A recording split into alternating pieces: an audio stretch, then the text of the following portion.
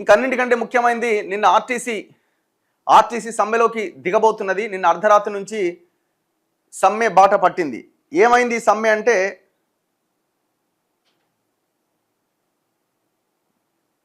So నిన్న discussions జరిగినాయి, కానీ ఈ డిస్కషన్స్ తర్వాత కూడా ఎలాంటి క్లారిటీ లేకుండా పోయింది. సో చర్చలు అర్ధాంతరంగా ముగిసిపోయినట్టు కనబడుతున్నది. మళ్ళీ ఇవాళ చర్చించే అవకాశం ఉంది అని అంటున్నారు, కానీ ఇంకా క్లారిటీ లేదు. 178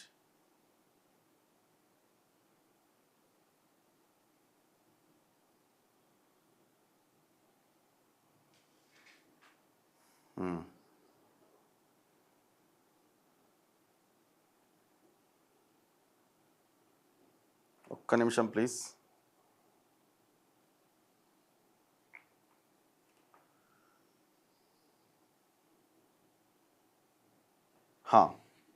మాట్లాడదాం వాళ్ళతో కూడా. సో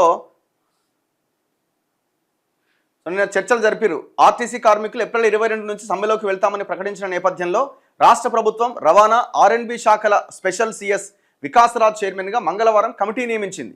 సో నిన్న పొన్నం ప్రభాకర్ రవాణా శాఖ మంత్రి ఒక వీడియో పెట్టిండు. ఏమన్నా ఉంటే కమిటీకి చెప్పుకున్నాను. మరి ఇంతకాలం ఏం చేసిరండి? వాళ్ళు ఏమడుగుతున్నారు? విలీన ప్రక్రియ అనేది ఒకటి ఉన్నది, అది అట్లనే ఉన్నది.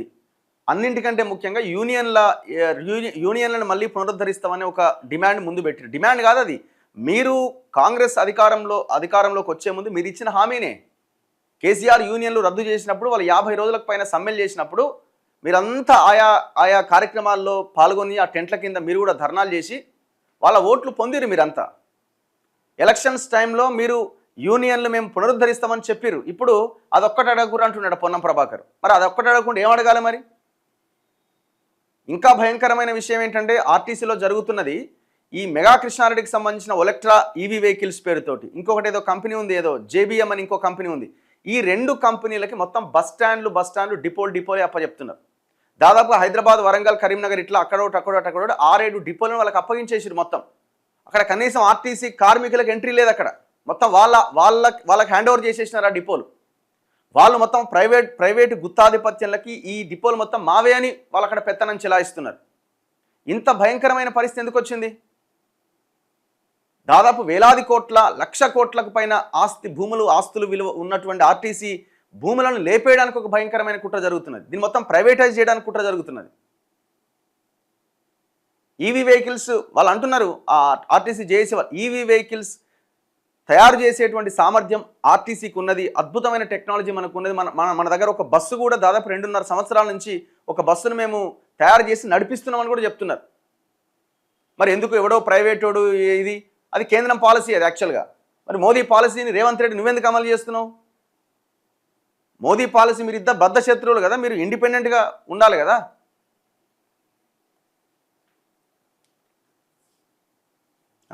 కార్మిక శాఖ ప్రత్యేక ప్రధాన కార్యదర్శి దానకిషోర్, ఆర్థిక శాఖ ముఖ్య కార్యదర్శి సందీప్ కుమార్ సుల్తానియా, ఆర్టీసీ MD నాగిరెడ్డిని ఇందులో సభ్యులుగా నియమించింది.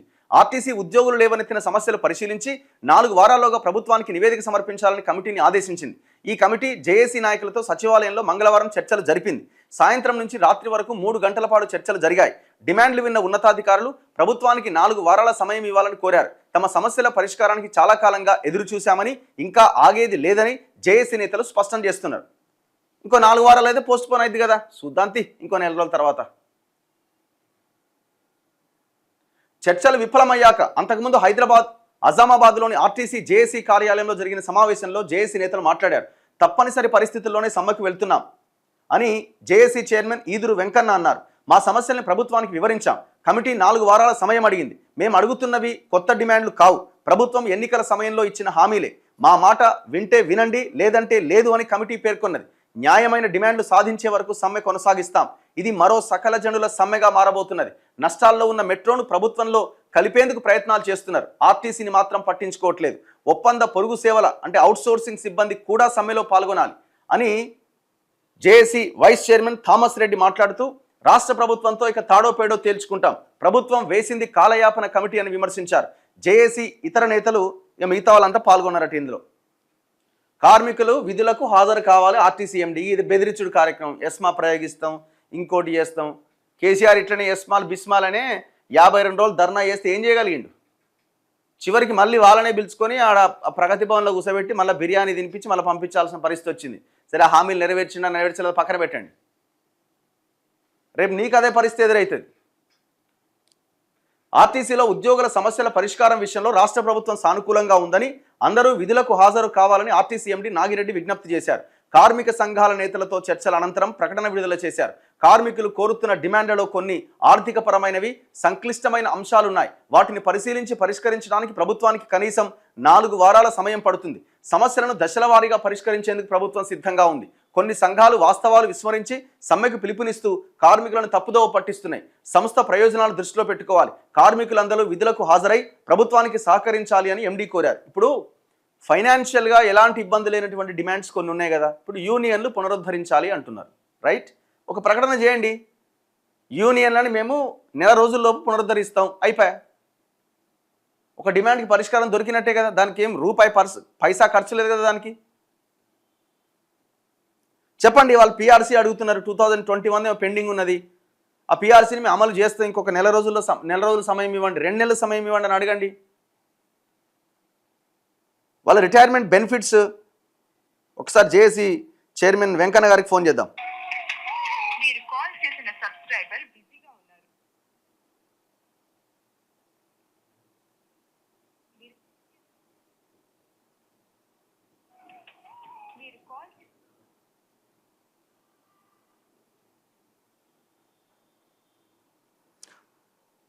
అనుభవం లేని డ్రైవర్స్ అట. ఏమైపోయిందంటే ఆర్టీసీ ఇంకా భయంకరమైంది ఏంటంటే, ఇప్పుడు నేను చెప్పినా కదా, ఒక 6-7 డిపోలు ప్రైవేటైజ్ చేసేసిరని. అంటే ఆ మెగా కంపెనీకి అండ్ ఆ జేబీఎం కంపెనీకి పోయినాయి అని. మధ్యప్రదేశ్, ఛత్తీస్గఢ్ నుంచి డ్రైవర్లను తెచ్చి డంప్ చేస్తున్నారట. ఇక్కడ ఎంత తమాషా ఉన్నది చూడండి, ఎంత భయంకరమైన దారుణం ఇది.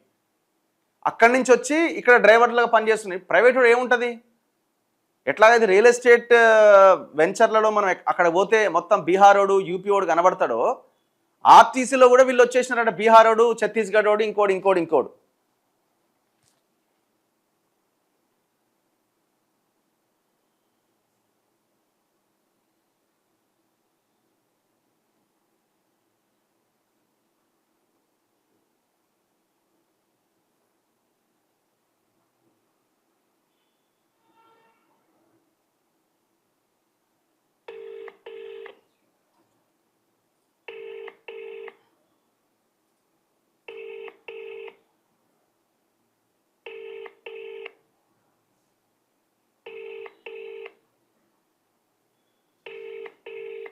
జేఏసీ చైర్మన్ వెంకన్న గారికి ఫోన్ చేస్తున్నా.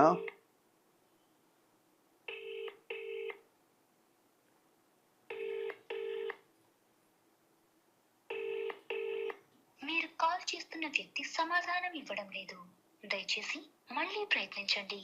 आप जिस व्यक्ति को कॉल कर रहे हैं బస్సులు లేవాట స్టేటస్ పెట్టుకున్నాడు, వీడియో పంపమని కదా స్టేటస్ పెడితే అభి ఏం లేచినావు, ఇల్లుందా? సో పాపం ప్రయాణికులు కూడా బస్సులు లేక ఇబ్బంది పడుతున్నారట. పరిస్థితి దారుణంగా ఉన్నది. నిన్నటిదా ఇది, మార్నింగ్దా? సో జేబీఎస్లో పరిస్థితి, జేబీఎస్లో ప్రజెంట్ సిచ్యువేషన్ ఇది. నో బస్సెస్, ప్రయాణికులు ఇబ్బంది పడుతున్నారు. అర్ధరాత్రి నుంచి ఆర్టీసీ సమ్మె కొనసాగుతున్నది.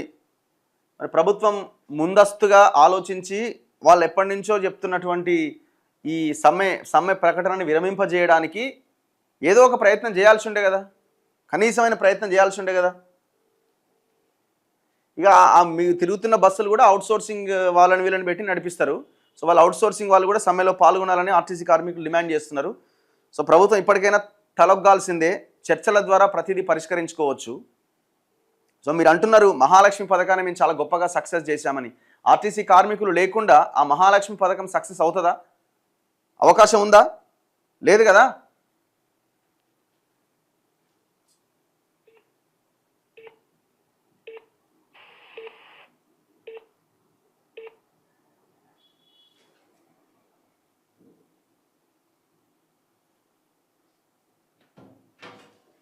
సో ఇది present situation. No buses. So కొంచెం ప్రయాణం చేసే వాళ్ళు కూడా, దూర ప్రయాణాలు పెట్టుకున్న వాళ్ళు ఇప్పుడు వాయిదా వేసుకోవడమే బెటర్ అనిపిస్తున్నది నాకైతే. బస్సుల్లో వెళ్ళాలనుకున్న వాళ్ళు, ధర్నా చేస్తున్న ఆర్టీసీ ఉద్యోగాలను తీసేసి ఏం మనుషులు బ్రదర్ మీరు? ఏమన్నా ఉందా కొంచెమన్నా? ఏం ఆర్టీసీ ఇప్పుడు మామూలు ఎంప్లాయీస్ ఇప్పుడు మిగతా ఉద్యోగుల జీతాలకి ఆర్టీసీ ఉద్యోగుల జీతాలకి చాలా తేడా ఉన్నది, చాలా తేడా ఉన్నది. అందులో ఇప్పుడు మీరు ఒక్కసారి ఆ సమ్మర్లో పనిచేయండి, తెలుస్తుంది. ఆ ఎండలో ఆర్టీసీ కండక్టర్ గానో డ్రైవర్ గానో పనిచేసి చూస్తే తెలుస్తుంది ఆ పనికిరాని బస్సులు ఎంత ఎంత నరకం ఉంటుంది వాళ్ళకన్నది కనబడుతుంది. మీరు చూడండి ఒకసారి నైట్ షిఫ్ట్ చేసే ఆర్టీసీ డిపోల్లో పండుకునే కార్మికులను ఒకసారి వెళ్ళి చూడండి, ఎంత దారుణమైన జీవితాలు ఉంటాయో వాళ్ళవి. వాళ్ళకి కనీసం వాటర్ ఉండదండి. అందులో పనిచేసే ఆర్టీసీ మహిళా కార్మికులను ఒక్కసారి చూడండి, ఎంత ఎంత దారుణమైన సిచ్యువేషన్ ఉంటుందో. వాష్రూమ్స్ ఉంటాయి వాళ్ళకి. ఆర్టీసీ చర్చలు విఫలం, సమ్మె షురు, ప్రజా రవాణా స్తంభించకుండా ప్రత్యామ్నాయ ఏర్పాట్లపైన దృష్టి. ఆర్టీసీ వల్ల వైట్ అండ్ వైట్ వేసుకుని రమ్మన్. ఇంకొకరు వేరే వాళ్ళు వచ్చిరా? ఓకే.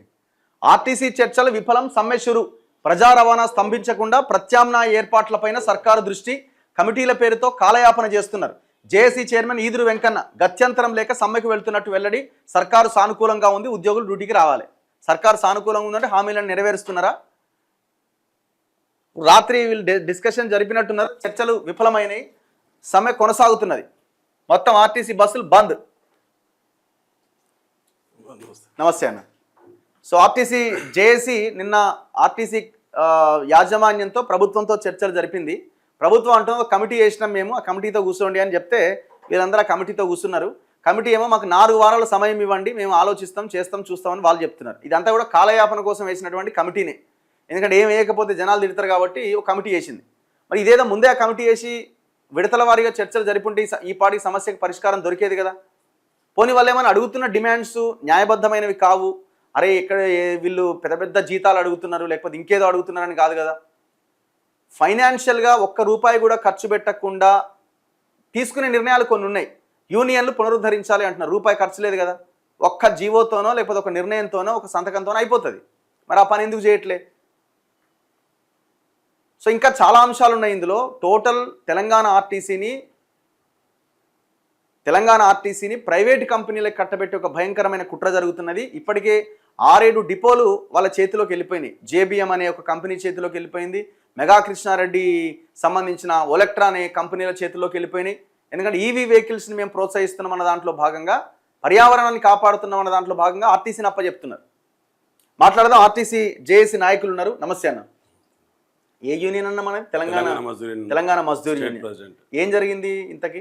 నిన్న ఏదైతే చర్చలకు పిలిచిండ్రో ఐఏఎస్ కమిటీ, అక్కడ పిలిచిన తర్వాత మేము అందరూ చెప్పిన అన్ని విషయాలు విన్నారు. విన్న తర్వాత వాళ్ళు చేసింది ఏమీ లేదు. ఒక 4 వారాలు టైం ఇవ్వండి అని చెప్పేసి ముగించారు అంతే. చెప్పే విషయాలు మాత్రం అన్ని విన్నారు. విన్న తర్వాత 4 వారాలు టైం ఇవ్వండి అని చెప్పేసి ఇంకా అసలు మాట కూడా మాట్లాడలేదు. మేము అక్కడ ఏమన్నామంటే, ప్రభుత్వంతో ఏవైతే ఉన్న సమస్యలు ఉన్నాయో మీరు ఎండీగా మీరు చేసే సమస్యలు ఎక్కువ ఉన్నాయి, ప్రభుత్వంది పక్కన పెట్టండి, మీరు చేసే సమస్య మీరు ఏం చేస్తారు ఫస్ట్ చెప్పండి అని చెప్తే, లేదు నా చేతులు లేదా అంత అని చెప్పి వెళ్ళిపోవడం జరిగింది. ఎన్ని గంటలు కూర్చున్నారు? దాదాపు 3 గంటలు కూర్చున్నాం. 3 గంటలు అంటే అసలు ఇది చేస్తామని ఒక పాయింట్ టు పాయింట్ మాట్లాడింది ఏం లేదా? ఏమి లేదు. చెప్పిన సమస్యలు అన్ని విన్నారు. విన్న తర్వాత మేము కంపిటీషన్ ఒక 4 వారాలు గడువు ఇవ్వండి అని చెప్పినారు, అది వెళ్ళిపోయింది అంతే. అసలు ఇక్కడ సమస్యల గురించి ప్రస్తావనే తీసుకురాలేదు అసలు. అసలు నిన్న పొన్నం ప్రభాకర్ ఒక వీడియో పెట్టిండు కదా. అవును, కమిటీ చేస్తున్నాం దానికి చెప్పుకోండి మీరు చెప్పండి అని చెప్పిండు. అయితే మేము పొన్నం ప్రభాకర్ గారు ట్రాన్స్పోర్ట్ మినిస్టర్ గారు వీడియో చేసింది కూడా ఏంటంటే, గతంలో మేము కమిటీ వేసినామని చెప్తే అది బీఆర్ఎస్ పార్టీ ఉన్నప్పుడు చంద్రశేఖరరావు ముఖ్యమంత్రి చేసిన కమిటీ అది అసలు ఇప్పటిదాకా కూర్చోలేదు. అంటే నిన్ననే అడావుడిగా ధనాదని ఒక 4 ఐఏఎస్లతో కమిటీ వేసిండు. కమిటీ వేసిన తర్వాత వాళ్ళతో మాట్లాడమని చెప్పి, గతంలోనేమో ఎక్కడైతే ప్రెస్ మీట్ పెట్టి ఒక 6-7 సార్లు ప్రెస్ మీట్ పెట్టి నేనే చర్చలు జరుపుతాను, నా తలుపులు తెరున్నాయి, మీరేమి ఇబ్బంది పడకండి, ఎప్పుడంటప్పుడు రండి అని చెప్పిండు. నిన్న చూస్తే అసలు పొన్నం ప్రభాకర్ లేరు, అసలు గవర్నమెంట్ లేదు అక్కడ ఏం అసలు. మంత్రికి ఫోన్ చేసి మాట్లాడో లేకపోతే ఇంకేదైనా చేసే ప్రయత్నం చేయలేదా? మేము చాలాసార్లు ట్రై చేసాం, కలవడానికి కూడా ట్రై చేసాం అన్న. అసలు ఎక్కడ రెస్పాన్సే కావడం లేదని. వాళ్ళే కాదు, కార్మిక మంత్రి అసలు వినోద్ కూడా రెస్పాన్స్ కావడం లేదు ఎక్కడ కూడా. అసలు పట్టించుకునే నాదుడే లేడు అసలు అన్న. వివేక్ అసలు ఎవరు గవర్నమెంట్ నుంచి పట్టించుకునే నాదుడే లేడు అసలు. ఇప్పుడు అర్ధరాత్రి నుంచి సమ్మె నడుస్తున్నదా? నడుస్తుంది, 100% సమ్మె నడుస్తుంది. కాకుంటే వీళ్ళు ఏం చేస్తున్నారు అంటే, మహాలక్ష్మి పేరు మీద వట్టిగానే ఒక ప్రైవేట్ పిహెచ్బి డ్రైవర్ని తీసుకుపోయి బస్సులు నడుపుతున్నారు, మహాలక్ష్మి అని చెప్పి బోర్డు పెట్టేశారు. అట్లా నడుపుతుంటే ఇప్పుడు కరీంనగర్ దగ్గర ఒక ప్రైవేట్ బస్ యాక్సిడెంట్ అయింది, 5 దెబ్బలు తల్లి సీరియస్. ఇప్పుడు నాకు వీడియో వచ్చింది. ఓకే, ఒకతను కాలేదో ఎరిగిందంట, ఏదో పెట్టినారు. అనుభవం లేని డ్రైవర్స్.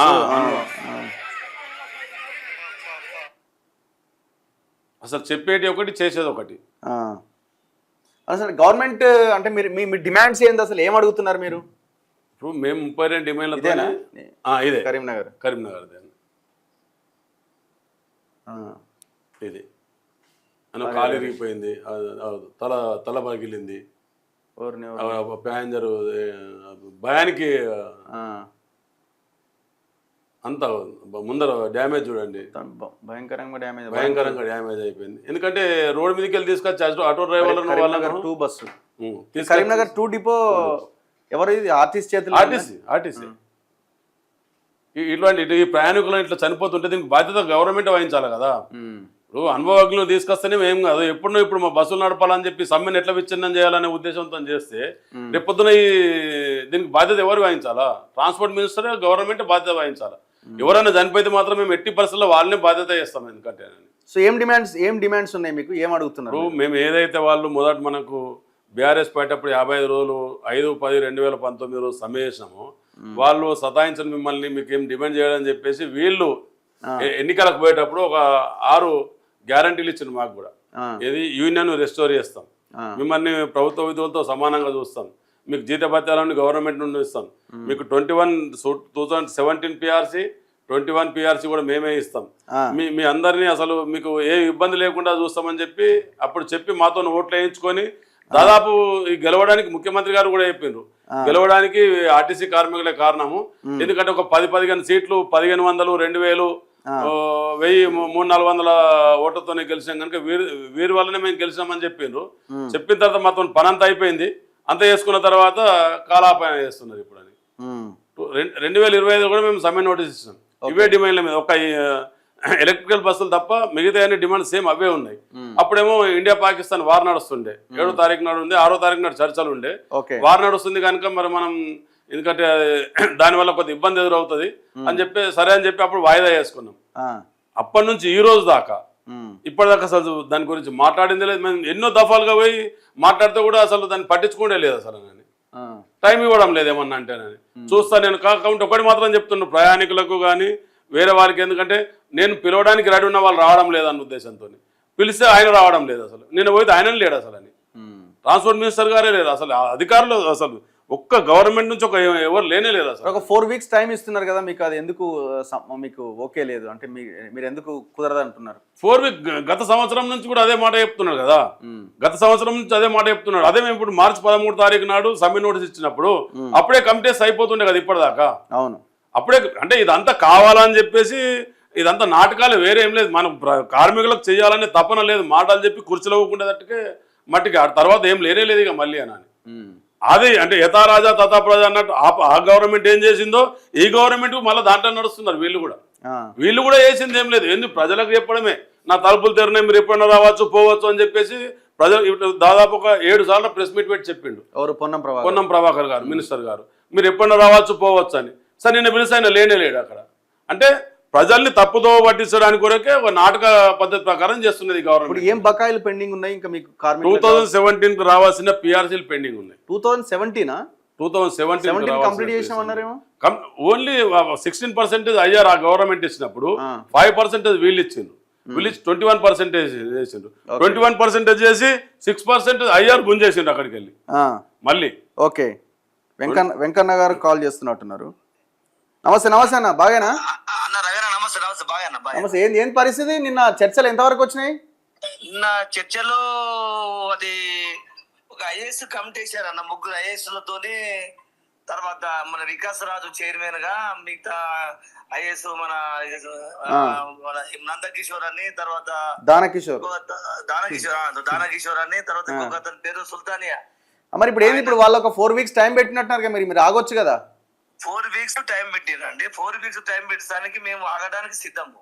కానీ ఆ 4 వీక్స్ టైం పెట్టడానికి ఇలా క్రిటికల్ సమస్యలు కూడా చెప్పాలి కదా. అంత టైం తీసుకొని అంత పరిశోధన చేసి ఆలోచించవలసినటువంటి సమస్యలు ఏమున్నాయని చెప్పమంటే కూడా చెప్తలేరు. ఇంకొకటి ఏదన్నా క్రిటికల్ సమస్య ఉంది, దీని మీద అధ్యయనం చేయాల్సి ఉంది, దీని మీద కొంత సమయం తీసుకోవాల్సి ఉంది అంటే మేము 4 వారాలు కాదు ఇంకా 4 వారాలు ఇవ్వడానికైనా సిద్ధం. కానీ ఇవన్నీ గతంలో 2025 మే 7వ తారీఖు నాడు సమ్మెకు పోయే సందర్భంలో కూడా ఇదే గౌరవ ముఖ్యమంత్రి గారు మాకు హామీ ఇచ్చిన ఈ సమస్యలు పరిష్కరిస్తారని హామీ ఇచ్చినవే. ఈ పాత సమస్యలు కొత్త ఏదో ప్రభుత్వానికి ఏదో ఇబ్బందికరంగా ఉన్నటువంటి సమస్య మేము కొత్తగా సృష్టించలే, కొత్తది ఏం లేదు. కాబట్టి ప్రభుత్వ డిమాండ్లే పెట్టాం మేము. ఈ మా డిమాండ్ కాదు, ఇవి కార్మికుల డిమాండ్ కాదు, ప్రభుత్వం పెట్టే డిమాండ్ అనే మేము పరిష్కరించమంటున్నాం. ఇప్పుడు మీరు ఈ 4 వీక్స్ ని అంటే మీరు ఇప్పుడు నెక్స్ట్ ఇమీడియట్ ఏం కోరుతున్నారు మీరు?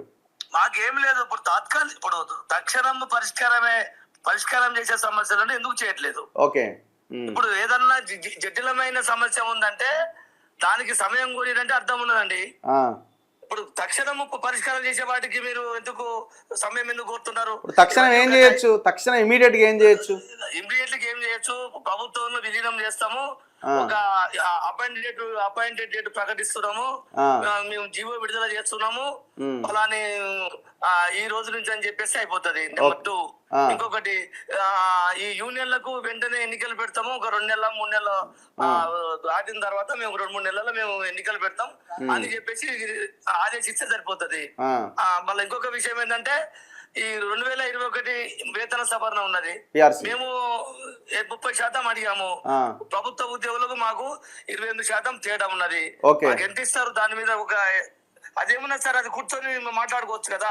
ఆల్రెడీ వేతన సవరణ మీద ఎక్సర్సైజ్ చేస్తున్నాము, నివేదికలు పంపించారు, ప్రభుత్వానికి పంపించారు, ఎంత పర్సెంట్ ఇస్తే ఎంత ఖర్చు వస్తుంది, ఎంత పర్సెంట్ ఇస్తే ఎంత ఖర్చు వస్తుంది అనే దాని మీద కూడా ఒక క్లారిటీ తీసుకోవడం జరిగింది. ఓకే, అన్ని పరిష్కారం చేసేట. ఇంకొకటి ఈ అవతల మన వేరే ఇతర జోన్లకు ఎవరినైతే బదిలీ చేస్తున్నారో ఆ బదిలీ చేసే ఉత్తర్వులు ఆపమంటున్నాము. అది పెద్ద సమస్య కాదు కదా, దానికి కూడా కమిటీ ఆలోచన చేయాల్సింది కాదు కదా. అది మరి ఇవన్నీ సార్, ఇవన్నీ నిర్ణయాలు తీసుకున్నప్పుడు ఏ కమిటీ వేసి ఎవరి అనుమతి తీసుకొని ఇవన్నీ వీళ్ళు అమలు చేశారు చెప్పండి. అవును, ఇక్కడికి వచ్చే వరకు మా వరకు ఇప్పుడు చెప్పండి. ఇప్పుడు మేము సమ్మె నోటీస్ ఇచ్చి మార్చి 13 తారీఖు ఇచ్చినాము సార్. మార్చి 13 నుంచి ఇప్పటి వరకు 42 రోజుల టైం అవుతుంది, 42 రోజులు అవుతుంది. మరి ఈ లోపు మరి ఇన్ని రోజుల కానించి మరి ఇదే ప్రభుత్వము మరి ఎందుకు కమిటీ లేదు, మరి ఎందుకు కూర్చోబెట్టలేదు మమ్మల్ని? తీరా రేపు ఇప్పుడు ఒక 2-3 గంటలల్లా మేము సమ్మె పోతామన్న కమిటీతో సమావేశపరిచి ఈ సమ్మెను విచ్ఛిన్నం చేసే ఉద్దేశం తప్ప కమిటీ పేరుతో కాలేపై పేరు ఒకటిసారి ఇప్పుడు 4 వారాలు గడిచిన తర్వాత చేస్తారని గ్యారంటీ ఉన్నది. అప్పుడు మేము ఎక్కడికి పోవాలి? అప్పుడు వాళ్ళు ఇప్పుడు గౌరవ మంత్రి గారే హామీ ఇచ్చి, ఒక ముఖ్యమంత్రి గారు కూడా హామీ ఇచ్చి 2.5 సంవత్సరాల దాకా కూడా అమలు కానిది 4 వారాల తర్వాత చేస్తారని మాకు ఎట్లా నమ్మకం? దానికి ఒక ప్రభుత్వం నుంచి ఒక స్పష్టమైన రాతపూర్వకమైన ఒక హామీ వస్తే మేము సమ్మె విరమించేటోళ్ళం. ఇప్పుడు సమ్మె స్టార్ట్, సమ్మె నడుస్తుంది సార్. అర్ధరాత్రి నుంచి సమ్మె మొదలైంది. రాష్ట్ర వ్యాప్తంగా అన్ని డిపోలలో కార్మిక వర్గం అంతా సమ్మెలో పెద్ద ఎత్తున పాల్గొన్నారు, 100%. కానీ కొన్ని చోట్ల పోలీసు బందోబస్తులను పెట్టి, తర్వాత కొంతమంది పోలీసు ఫోర్స్ పెట్టి బలవంతంగా కొన్ని బస్సులు అక్కడక్కడ పేరు కోసం మేము సమ్మెను విచ్ఛిన్నం చేస్తున్నాము, సమ్మె జరగట్లేదని చెప్పుకోవడం కోసం టికెట్ లెస్ బస్సులు నడుపుతున్నారు సార్. టికెట్ లేకుండా మనం మళ్ళీ కలుద్దాం. మీరు వాళ్ళు ఎక్కడ మీ ధర్నా ఏడా? గన్ పార్క్ దగ్గర ఉంటారు సార్. Gun park, okay. 11:30కు గన్ పార్క్ దగ్గర చేసి అక్కడ వాళ్ళకు నివాళులు అర్పించి మా కార్యాచరణ మేము ప్రకటిస్తాం. రైట్, థ్యాంక్ యూ, కలుద్దాం. నమస్తే. సో మీ అధ్యక్షుడు, మీ జేఏసీ చైర్మన్ చెప్తున్నారు. సో ఇప్పుడు మీరు ఎంతకాలం ఇట్లా చేస్తూ వెళ్తారు? జనాలు ఇంకో వైపున ప్రజలు కూడా ఇబ్బంది పడుతున్నారు కదా, మరి దీనికి ఎట్లా? మేము ప్రజలకు కూడా రిక్వెస్ట్ చేసినాం ఆల్రెడీ. మాకు రావాల్సిన దాని గురించి మేము కొట్లాడుతున్నాం తప్ప మేమేదో వేరే వాళ్ళను పంచవర్ష ప్రాణానికి ఏదో తినాలా, మేము గవర్నమెంట్ కూడా చెప్పేది ఏంటంటే మాకు రావాల్సినవి మీరు ఇవ్వండి. అది కూడా మీరు మీరు చెప్పకుండా మేమేమన్నా ఇంకా ఎక్స్ట్రా మేము అడగడం లేదు. మీరు ఏదైతే చెప్పినరో అదే ఇవ్వండి మీరు అని చెప్పి. అప్పుడేమో చెప్పి మమ్మల్ని ఓట్లు వేయించుకున్నారు. ఓట్లు వేయించుకున్న తర్వాత ఇప్పుడు మోసం చేస్తున్నాం. మీరు అది చెయ్యకండి అని చెప్తున్నాం మేము వాళ్ళకి. ఇప్పుడు మహాలక్ష్మి పేరు మీద బస్సులు తిప్పుతున్నారు, కండక్టర్ లేడు దాంట్లో, ఓన్లీ డ్రైవరే తిప్పుతున్నారు. దాంట్లో జెంట్స్ ప్యాసింజర్ కూడా ఎక్కుతారు. మరి ఆ డబ్బులు ఎవరు ఇవ్వాలా? ఏం చేసి అంటే ఇప్పుడు నేను ముఖ్యంగా కోరేది ఏంటంటే గవర్నమెంట్ ట్రాన్స్ఫర్ మినిస్టర్ గారికి 100% 38,000 మంది ఉంటే 38,000 మంది సమ్మెలో పాల్గొంటున్నారు. ఓకే. ఇక మీరు ఏదో ప్రైవేట్ డ్రైవర్లను పెట్టి బస్సులు తిప్పుకుంటే దానివల్ల కాదు కదా, ఎంతమంది కార్మికులు సమ్మెలో పాల్గొంటున్నారో అని ముఖ్యం తప్ప కానీ అవును. మీరు ఏదో హోమ్ గార్డులను కానీ ప్రైవేట్ డ్రైవర్లను చేసి నడిపితే అది బస్సులు నడిపినట్టు కాదు కదా. కార్మికులు ఎంతమంది సమ్మెలు ఉన్నారు అనేది ముఖ్యం చూడాలి. దానివల్ల ఇప్పుడు సంఘాలన్నీ ఏకతాటిపైన ఉన్నాయా? అన్ని సంఘాలు ఏకతాటిపై ఉన్నాయండి. ఓకే. అన్ని సంఘాలు కూడా నిన్న గవర్నమెంట్ దగ్గరికి వచ్చి మాట్లాడడం జరిగింది, వాళ్ళ దగ్గర ఐఏఎస్ కంపెనీల దగ్గర. అందరూ కూడా అక్కడ అదే ఈ సమస్యలు బర్నింగ్ ఉన్నాయి, మీరు చెప్పిన సమస్యలు ఉన్నాయి కనుక మీరు ఈ సమస్యలను ఎట్టి పరిస్థితుల్లో పరిశీలించాలా, పరిశీలించకుండా సమ్మెకి వెళ్తామని చెప్పి అక్కడ చెప్పి రావడం జరిగింది. థ్యాంక్ యూ అన్న, థ్యాంక్ యూ. మళ్ళీ కలుద్దాం మనం. Thank you. So gun park దగ్గర 11:30కి వాళ్ళు ఒక కార్యాచరణ రూపొందించబోతున్నారు. సమ్మె కొనసాగుతున్నది. సో ప్రజలైతే ఖచ్చితంగా ఇబ్బందులు పడాల్సిన సిచ్యువేషన్ ఇది. సో ప్రజలు కూడా మీ ప్రయాణాలు కొంత వాయిదా వేసుకోవడమే బెటర్ అని అనిపిస్తున్నది ఈ సందర్భంలో.